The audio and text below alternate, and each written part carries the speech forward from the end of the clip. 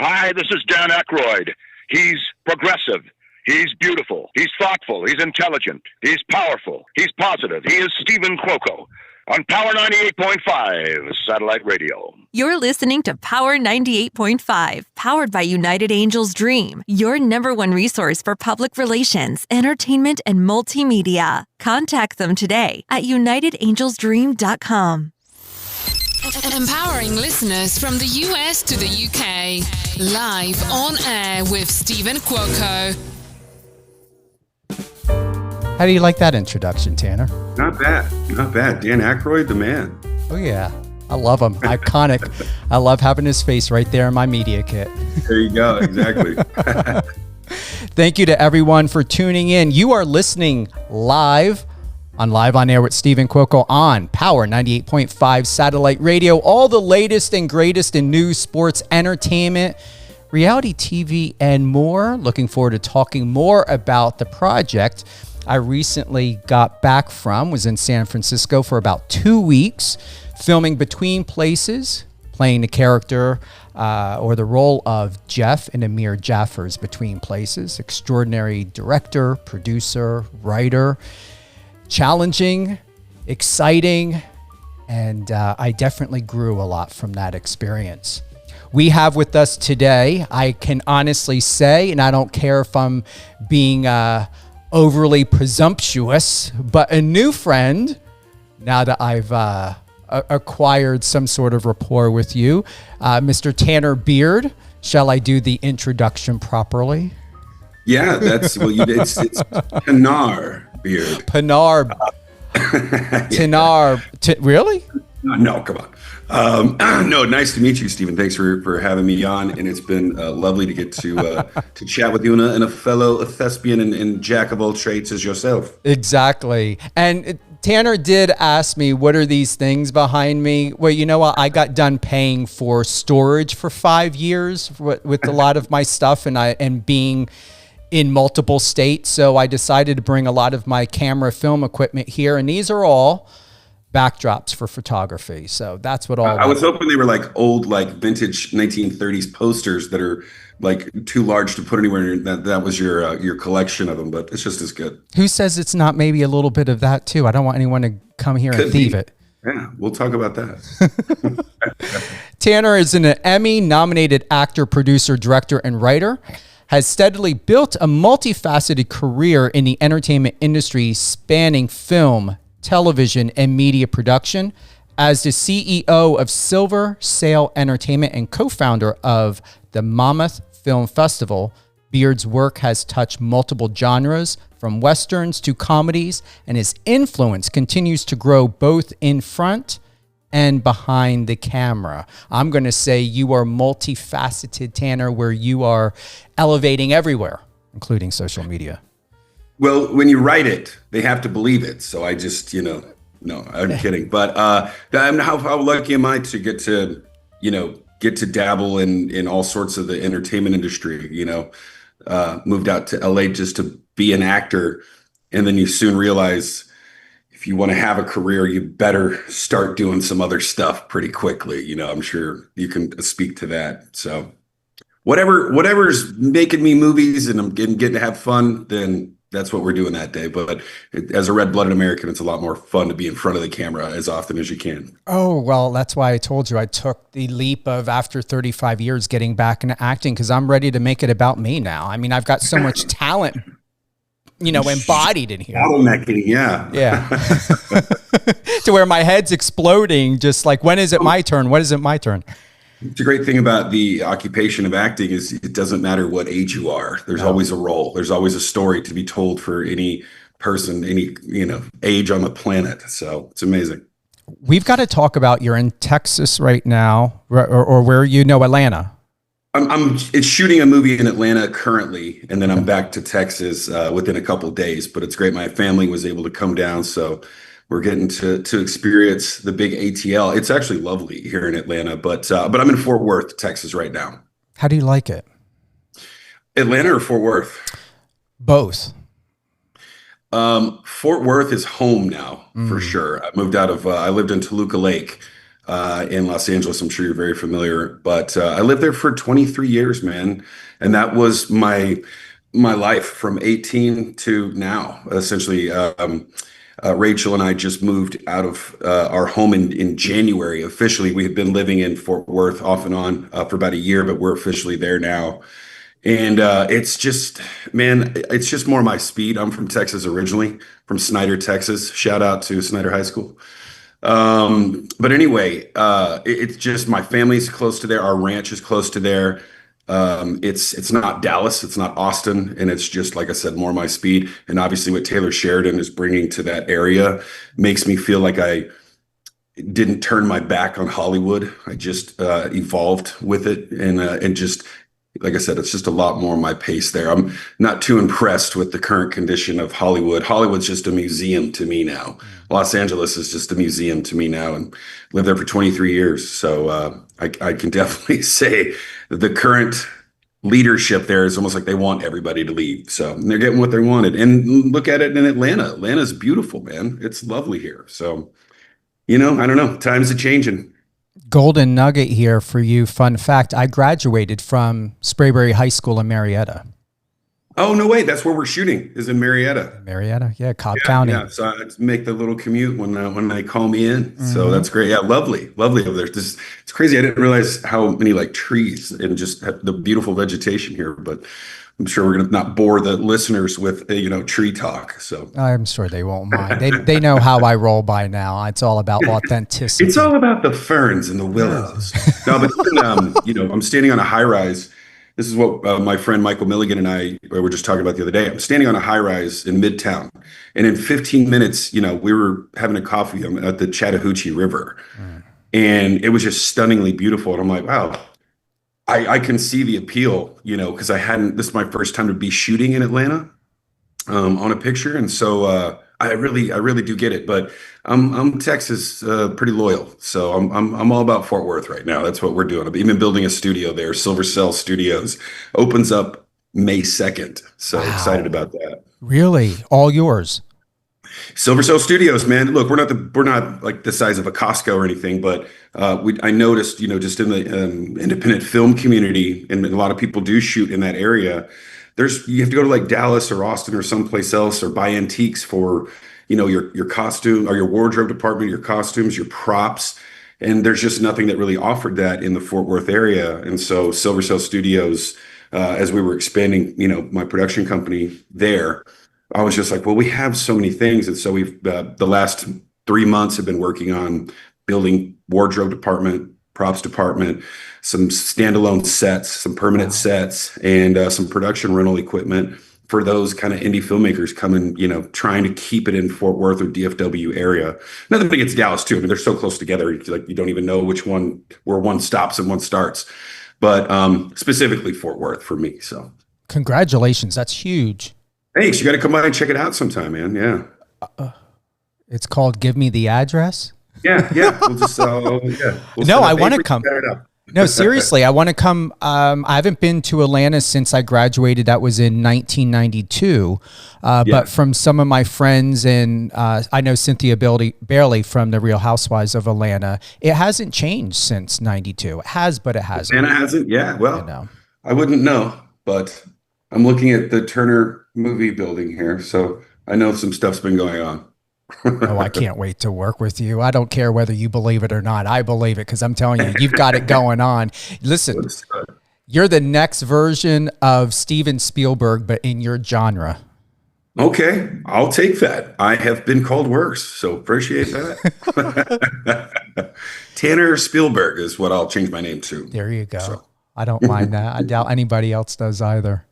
Do you want to dive right into what you're doing now, the project, before I get to some of these good questions I have for you? Yeah, I do appreciate the time to speak, and I'm so proud about what we have coming up down the pipeline. So much of independent filmmaking is make it and then try to get it out for, as a 3-year period goes by. It just takes a long time, these movies. And we have a film called Blood Behind Us that, believe it or not, has been ongoing for 8 years. This movie, it's a testament to every filmmaker that's been a part of it. never leaving the project, because everything that was thrown at this movie was during this 8-year period. It survived some actors that were originally attached not being able to do the movie, passing away. Obviously we started shooting some of this during COVID, and then that stopped, and then we couldn't come back, and then the script had to evolve, and then the people that were playing your young actor roles have now aged 3 years, and what do you do? And it just kept morphing into this thing.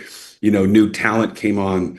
It was Michael Madsen's final film. I know everybody's kind of claiming that they have Michael Madsen's final film, but we were there with his family. We were there with him. We were there very close to his final days. And he loved this movie so much because he plays such a great character. And it's not a cameo. It's not like he was like there for 2 days. He filmed with us for 3 weeks and just was really into the movie. It's a shame he didn't get to see the final product, but we're so grateful and saddened to have his last performance. But for that, we cherish it.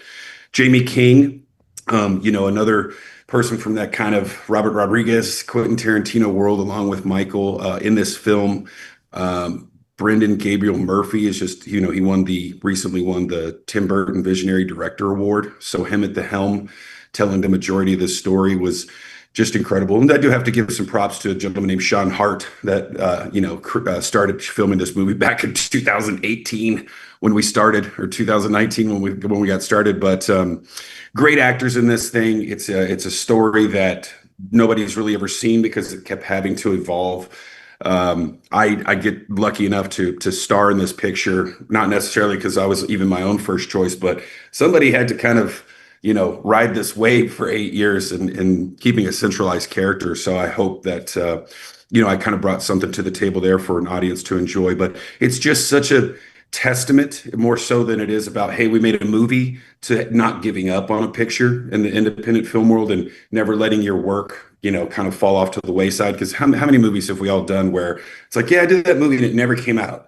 Nobody ever got to see it. And it's like, I know we all do it because we love it, but also we do it for a little bit of this too, So this picture is one just that I could talk about for days and days, and I'll try not to on your show because I know we have a time limit. But we do have another movie that Silver Cell Entertainment, my production company, just produced, and it's a lot of the same people came on board of this one too. We're starting to really build a family, but it's called One in a Million, based on a true story, a lot different genre than Blood Behind Us. So that's what's kind of cool, is it's two juxtapositions. This one's about a real story about a family who just really struggled with their kid's ailment and what not only he had to go through, but what the entire family did to deal with him being in the hospital for over 200 something days, and what that can do to anybody, and the doctors, what they had to do. It's just this incredible true story where divine intervention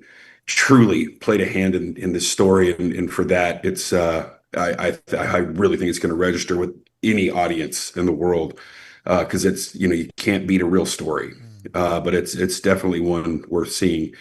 Stars Ashley Greene, Corey from the Twilight Pictures, is she's done a billion movies. I think she still gets recognized from that the most. But and my cousin, actually, Russell Quinn. He's a phenomenal actor that we've done like 15 something movies together, but he stars in this, playing his best friend in the movie, who the story's about, the Cassis family. So just again, so much to talk about, but just wanted to get those movies out there. April 26th at the Dallas International Film Festival. Those movies are going to be playing, and we just invite everybody to the Texas Theater out that weekend. It's kind of cool. We get kind of a double back-to-back movie block. Never in my career has been like, I can't believe we have two movies world premiering on the same day at the same film festival. How lucky are we?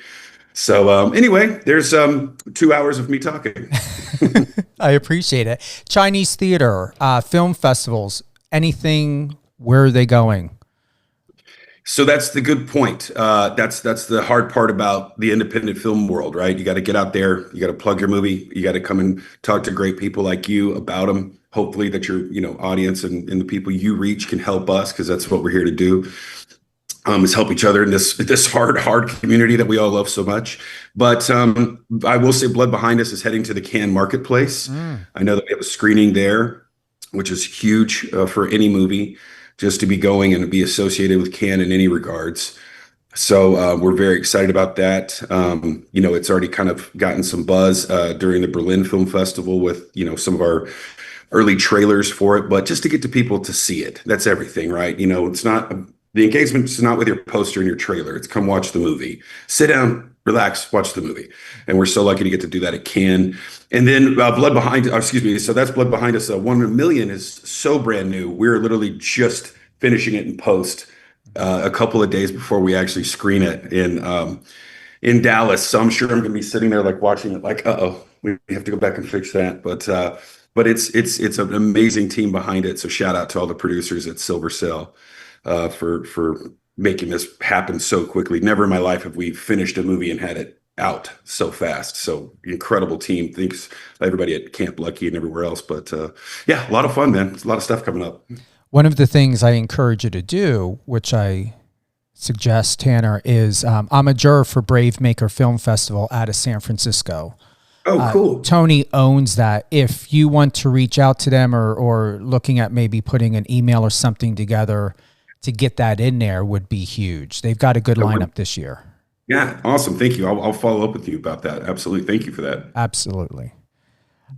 You ready for some? Did you feel that you got everything in? I mean, we'll do a recap. Thank you for that. Thank you for the soapbox. I appreciate it. So, yeah, April 26th in Dallas, everybody.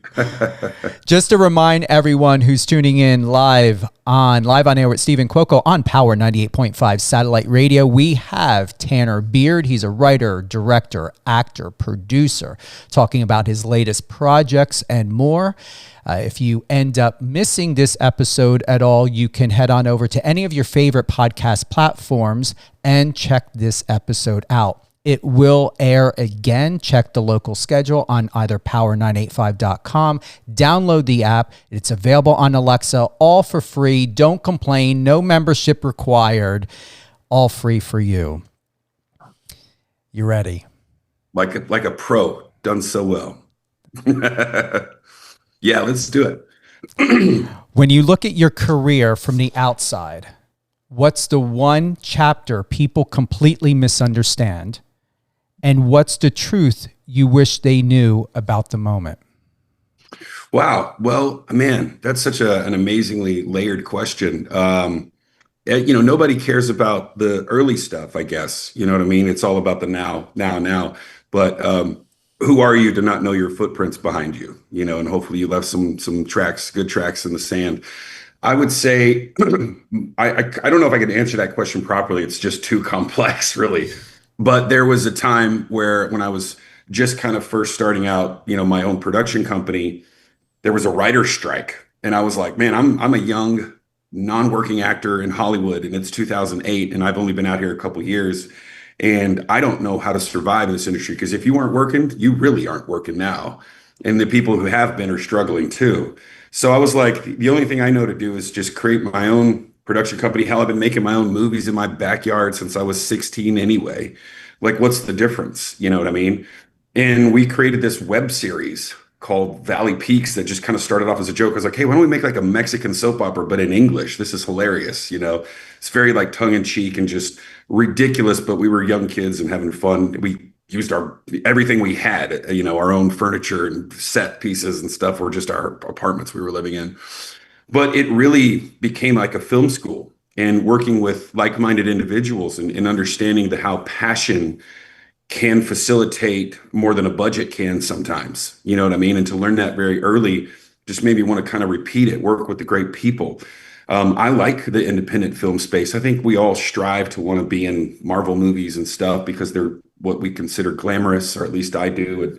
And I think that has changed for me in the past. So to kind of answer your question, I think it was just this moment in time from 2008 to 18 where I just kind of learned what I wanted my place to be so lucky enough to be in this industry, as opposed to what I felt I was either owed or striving to perform to be.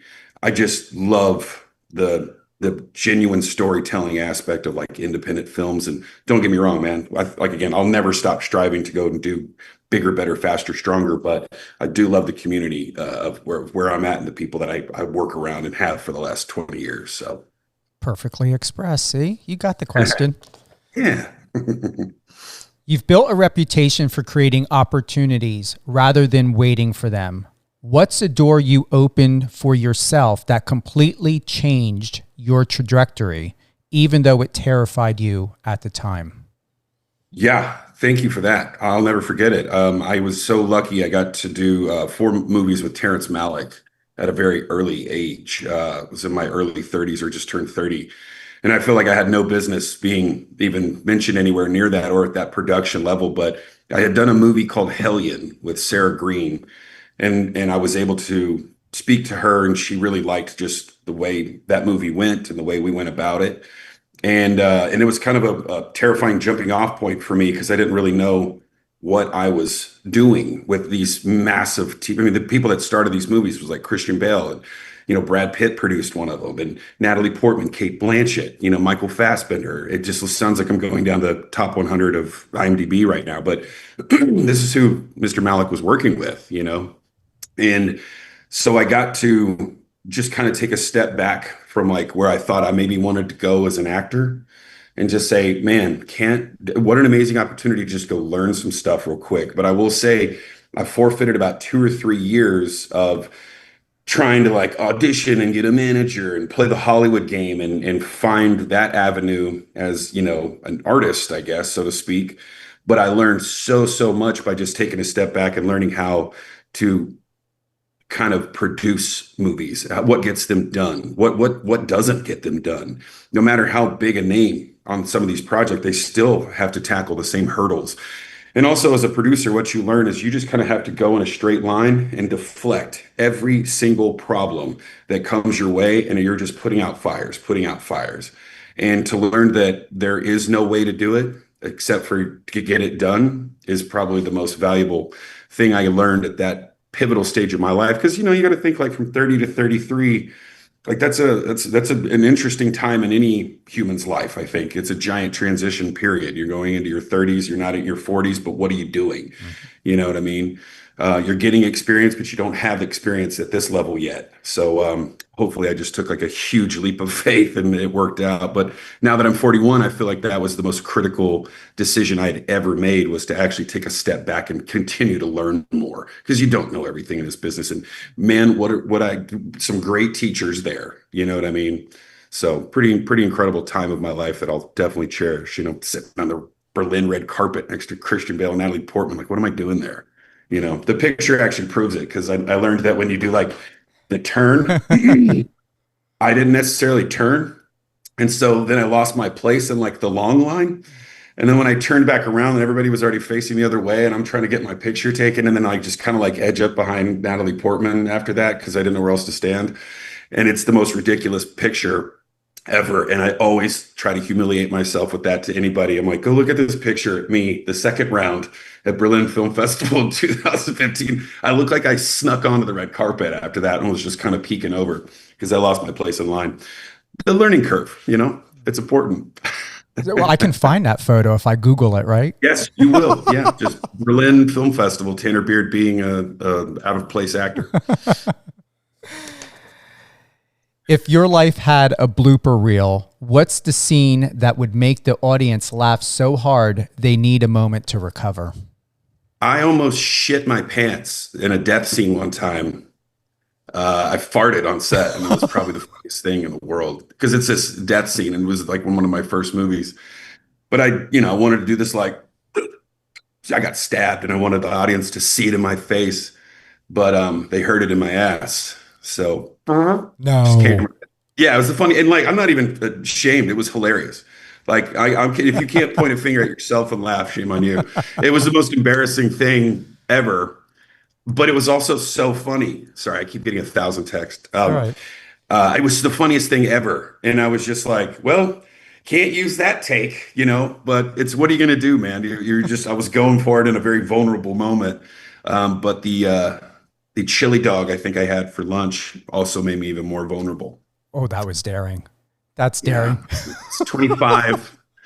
And again, sometimes it's 2 step forwards and 1 fart back. Oh my God. That's awesome though. I don't know why I have to say it, but it is awesome. Like how many I could people have would told a admit much it? more unhumiliating story. I'm sure I have many, but that one came to mind first. So That's perfect. you're welcome, listeners.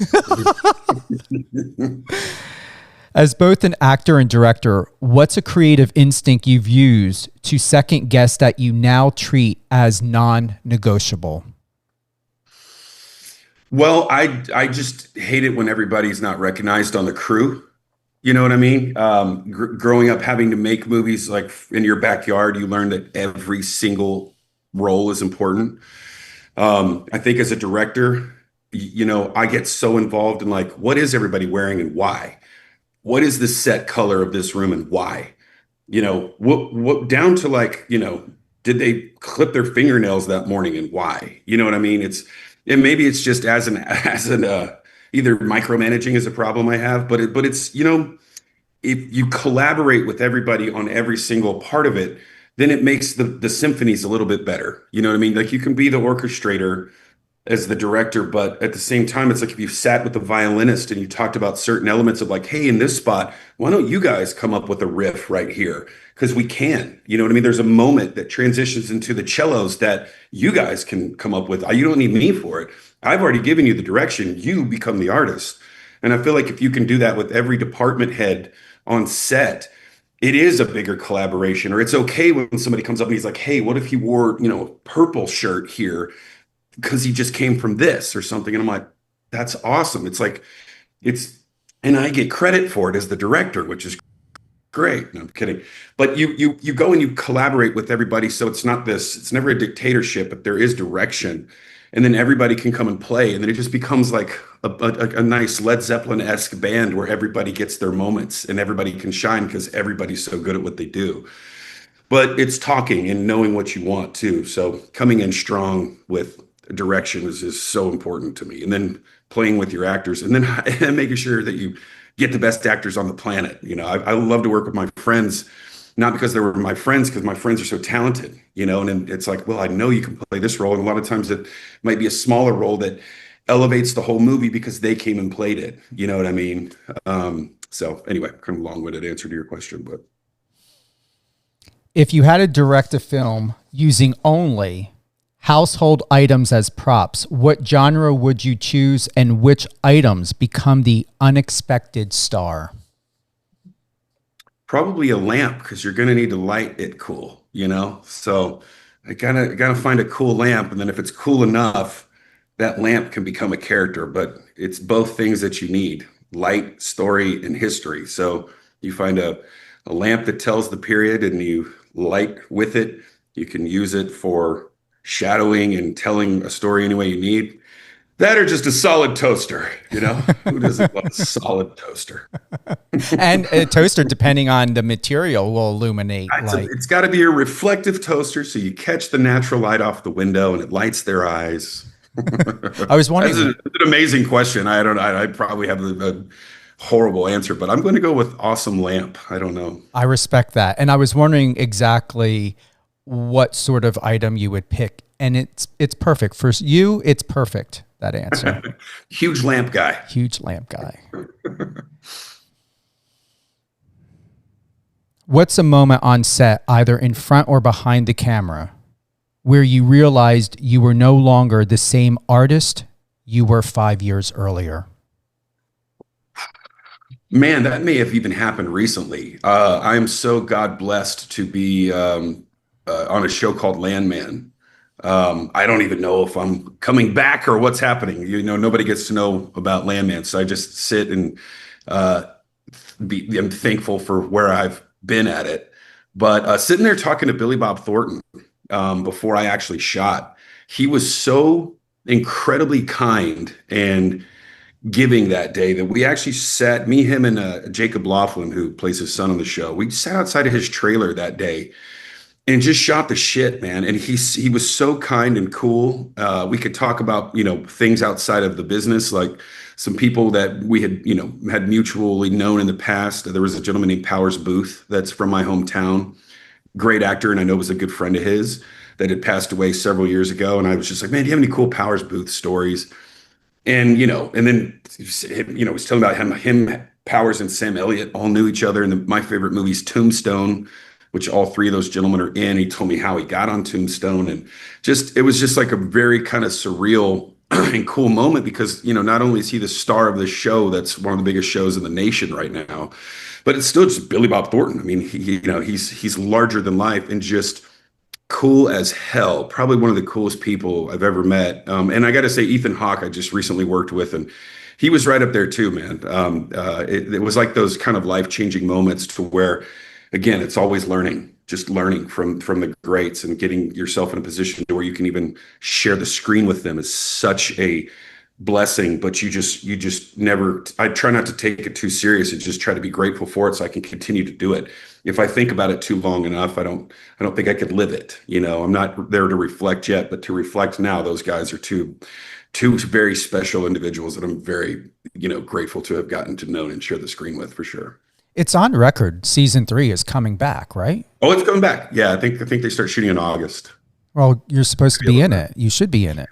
Let's go. I'll have a chat with someone. I wasn't even sure if I had died in the second one. They don't really tell me a lot, which is kind of nice because then it's so fresh when you get it. I hope you are. I really do. Me too. Let's go. Mm-hmm.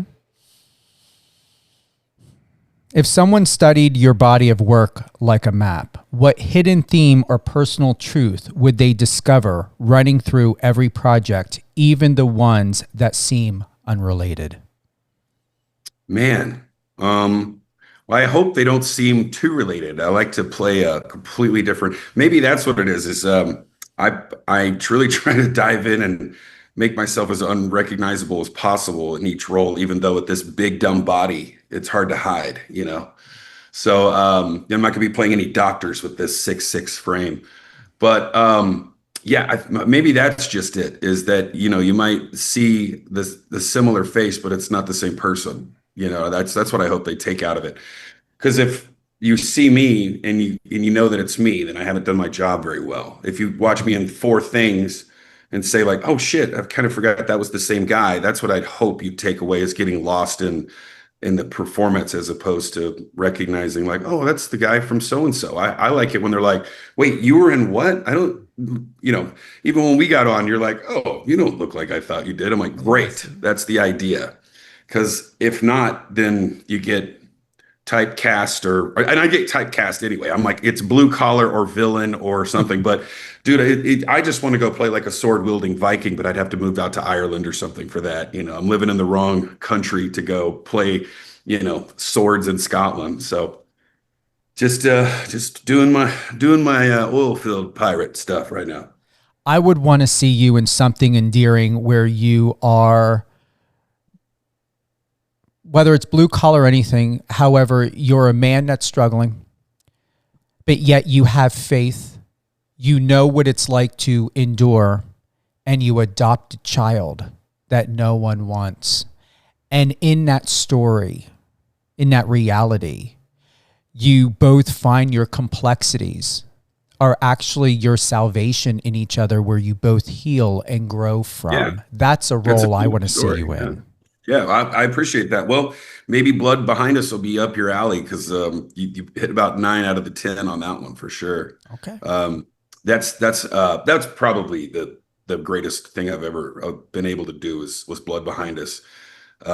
It's such also getting to shoot over the course of 8 years. This character is on a trajectory that you just don't see coming. And I think the audience is like, wait, I thought he was, oh, wow. Oh, okay. So to get to play that, I appreciate that. But yeah, this is just got to get that damn thing out there. You will. You're going to be fine. You've, and I'm not just saying this to say this, and I'm sure you should know by now after our interactions before this, you're ready. You're ready. Appreciate it. And yeah. The number one recommendation I have is, you're not all over the place, yet it's important that other people who you have conversations with don't leave the conversation assuming you're too busy, too preoccupied, because the way conversations go, these conversations are not being had because people are quick to assume, to stay safe, to not either offend or overstep by thinking, oh, Tanner's busy. He's got these projects. Why offer him a role? Why invite him? So make it very, very clear whether you are available. Interesting to what I think is so funny. Obviously, having a production company, it's so interesting. You said this. I just had a conversation about this the other day. It's so funny once you get into this business, and it is a movie business. You know what I mean? We love the art. We know that, but it is a movie business, and it's so funny to me because I am an actor as well. You have to kind of play both sides of the coin, and I understand that we're stocks just like anything else when it comes to the business side of it. But I love it when you get on a phone call or a Zoom with a bunch of people, and everybody kind of starts throwing out names for this project. And everybody becomes the leading expert on other people's lives based off of how they know them through either social media or seeing them in movies. Let's just say like Kevin Bacon or something. Like, oh, Kevin Bacon's not doing anything right now. We should make an offer to him. And I'm like, how do you know what Kevin Bacon's doing right now? You know what I mean? Or like, oh, he was so good in this horror film. I think he would like this. It's like, how do you know? I love, and maybe that's the fun aspect of it, of having, these people be items instead of, like, well, what if his dog is sick and he's dealing with that and that's why he's not reading your script? You know what I mean? Maybe he's going to his like son's concert or something. You know what I mean? And it's like, that's why they're not reading the script. It's always the wildness of a producer's imagination is always just such a funny aspect of things. But I just love how people become the leading experts on other people's lives and why they would or wouldn't do their movie. But anyway, I just wanted to highlight that. well, here's the proof. I could have assumed your schedule and your availability, or maybe lack of. This interview wouldn't have happened if I went on an assumption. True. Yeah. And, I appreciate you reaching out and actually saying like, hey, let's just chat directly, because I am a bit on the schedule. But guess what I'm doing today? Nothing. I'm not back on set till tomorrow. Wow. It's Monday and I'm chilling. So I appreciate you just being a normal human about it. Not everything has to be done through an assistant or a secretary. So Thank you. You're welcome. What's the most hilariously inaccurate assumption people has made about you because of a role you played or a photo they saw online? This hasn't happened in a decade, but the very first movie I did, I played an Irish person, and I don't think the accent was bad, but it's the worst part of Ireland's accent. It's like the Cork, County Cork, Ireland accent. It's all whiny all the time. I did that one instead of something cool because I researched the character was from Cork. And then when I would meet people that saw the movie, they'd be like, oh, you're not Irish. Oh, your accent is awful then. But when I was Irish, they were like, yeah, that guy's Irish. But I'm like, I'm confused. Did I not fool you? I know the accent's annoying, but it's even to other Irish people, I've been told, this is not me making an assumption. This is years of research. But they're like, oh, you're not Irish. Oh, well, I don't believe you now. And it's like, well, I think I had you before you knew me. Again, I don't want people to, like, stay Irish then, because then they'll like the story more. But yeah, it hasn't happened in a long time, but there was an assumption that I was from Ireland for a while. And that was kind of fun until that ran out. Also, people meet me and they're like, holy shit, you're huge. I'm like, yes, I'm a giant human being. 6'6", right? So I tell everybody the cat's out of the bag now. I tell everybody I'm 6'4" so I can work. Because even if I was shooting, I'd be like, oh man, this guy's 6'6". He's gonna be hard to film. But yeah, I just slump over a little bit more than I should. But yeah, I'm 6'6", dude. I'm a big dude. I don't know if I want to. I would like to pick the best of the best. I'm going to go with this one. What's a risk you took in your career that didn't pay off the way you hoped, but ended up teaching you something you now consider essential to your craft? I made a documentary about Bone Thugs and Harmony that I kind of put all my eggs in one basket in with my production company. And I do feel like that from like 2015 to 19, We spent making that documentary off and on. It was obviously not a lot, but it was a lot of time spent dealing with music industry that I did not know. I didn't realize how corrupt the music industry was. It was an incredible personal experience. I mean, dude, I got to be on the road with Bone Thugs and Harmony, which, I'm just a small town kid from Texas. I grew up kind of listening to them. I was a DJ for a while. I was into all music, but who didn't love some Bone Thugs? You know what I mean? And I just couldn't believe that, like, what we were getting to do with them. And in the meantime, we're like getting to make music videos for them and just a lot of different avenues of getting to meet so many different people through, being on tour and stuff with them for a while. But that movie never came out. There was some complications with the music contracts and getting the signatures of 28 people in one song and it was all just journalism. But we just learned that we made a great movie, but unfortunately we weren't able to get it going on the music side that made sense without dumping tons of money into it that didn't make sense as a documentary. So we were able to screen it at a few festivals and stuff, but ultimately it never came out. It's called Sons of St. Clair. And that I don't even look at it as a failure. I don't, but it was really just a personal learning experience that I can take everything. It's almost like what not to do. Sometimes you need a big kick in the face failure to just really accent what does work and you appreciate it more. You know what I mean? You can win a Super Bowl. Doesn't mean you're not going to come and play back next year. And even if you don't make it back to the Super Bowl, you may be there in 2 years after that. You know what I mean?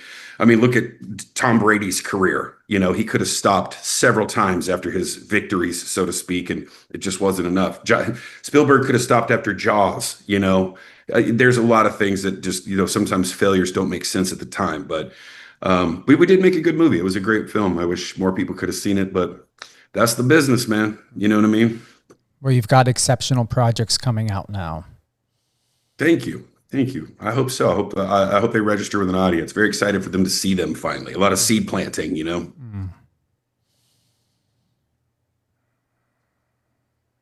I like this one. You've collaborated with a wide range of storytellers. What's a piece of direction or advice that permanently rewired the way you approach performance or filmmaking?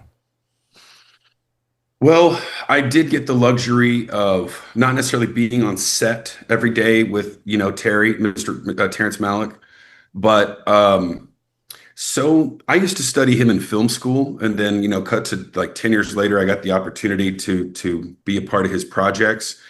And I think he is just such the Albert Einstein of filmmaking, that shaped me as to learning about the beauty of film. And also the DP was, Emmanuel Lubezki, who won like 3 Academy Awards in a row.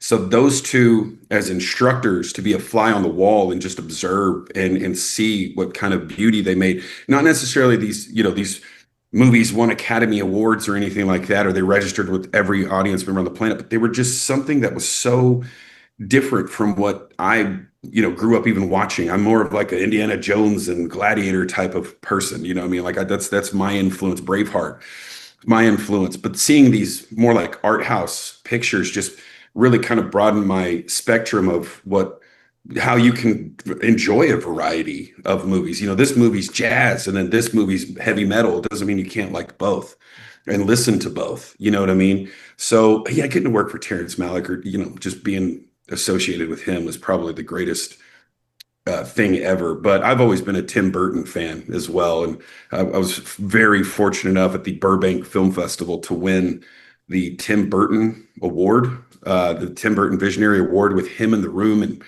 him being there for the trophy presentation. That was probably the coolest thing that's ever happened to me personally. But on the teaching side, Terrence Malick, just Terrence Malick and Tim Burton, dude, just some small names. I think those guys, if they stick with it, they're going to be just fine.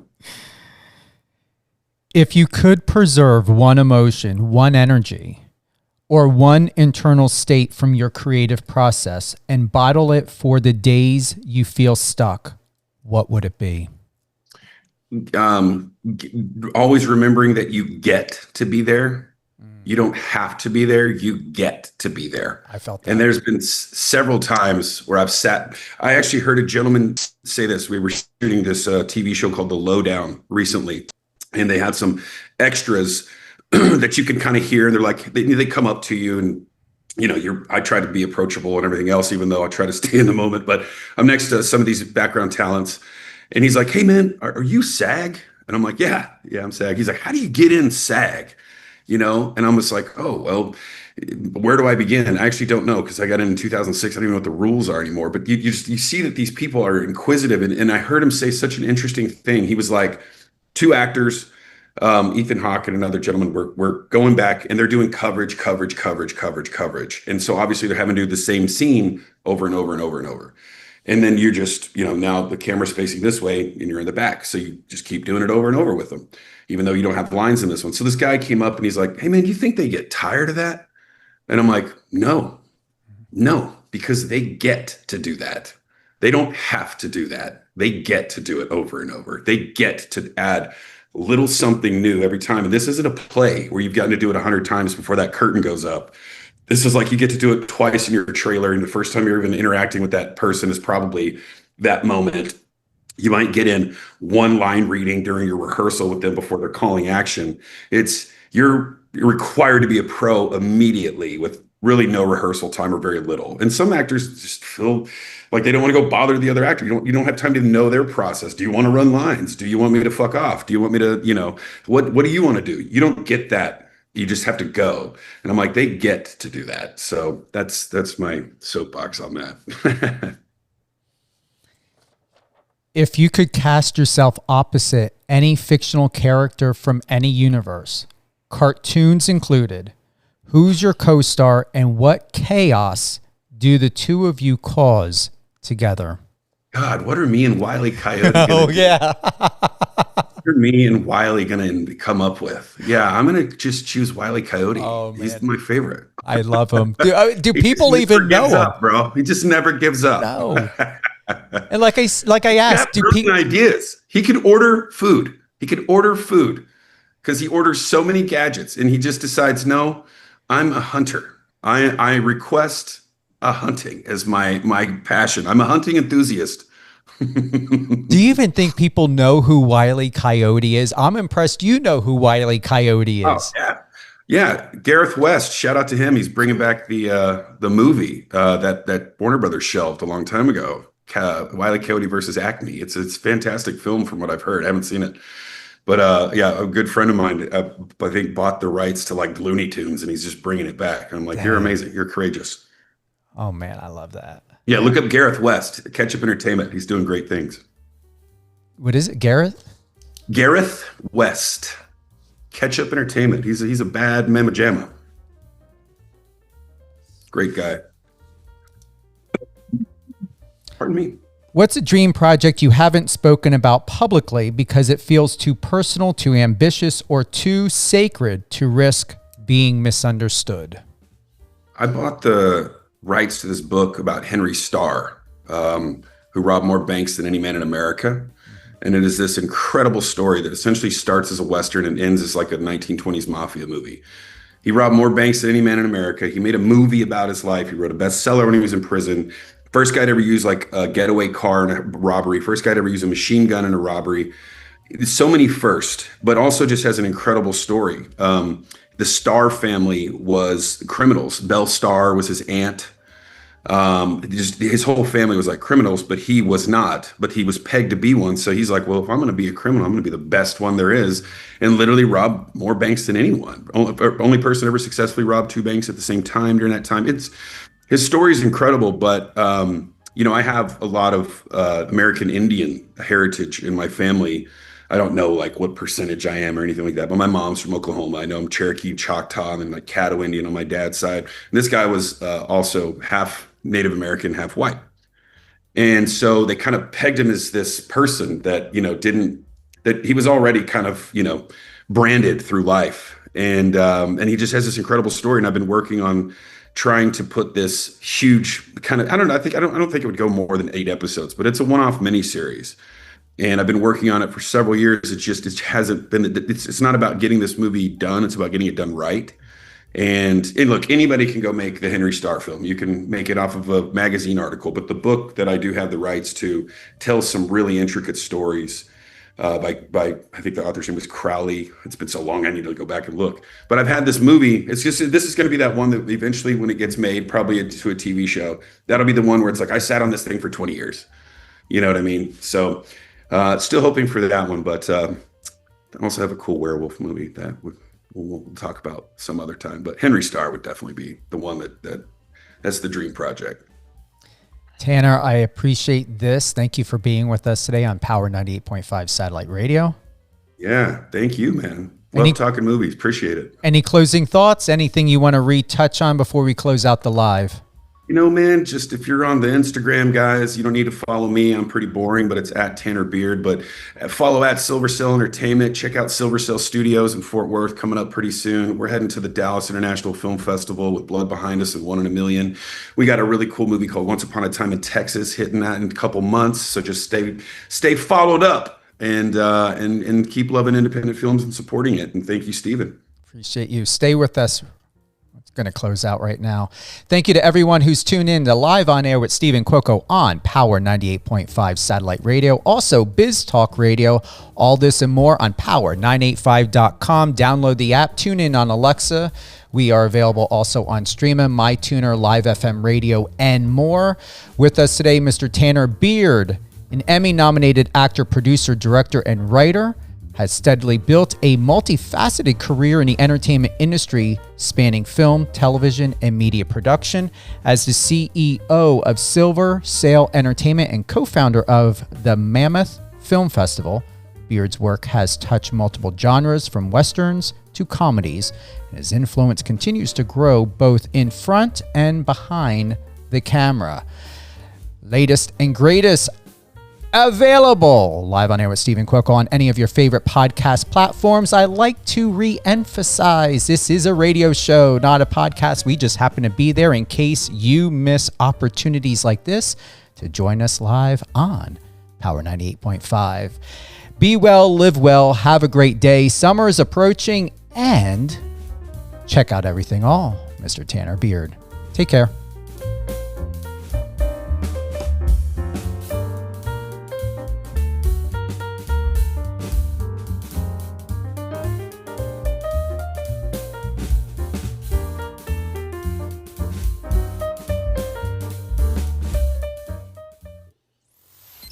Empowering listeners from the US to the UK.